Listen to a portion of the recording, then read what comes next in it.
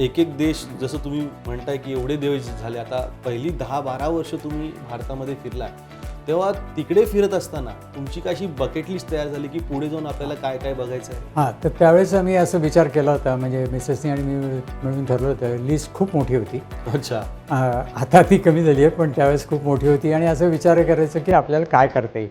मग आणि काही आम्ही अनुभवी मंडळींचा पण सल्ला घेतला, तर त्यांनी सांगितलं तुम्ही शक्यतो आधी लांबचे देश करा, की ज्यावेळेस तुमचे हातपाय व्यवस्थित आहेत आणि ज्यावेळेस तुम्ही 5-6 किलोमीटर जरूर पडले तर त्या दिवशी चालू शकता.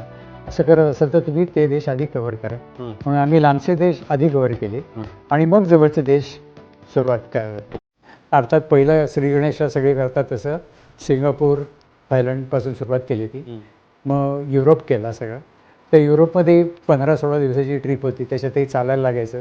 पण छान वाटलं, मजा वाटली.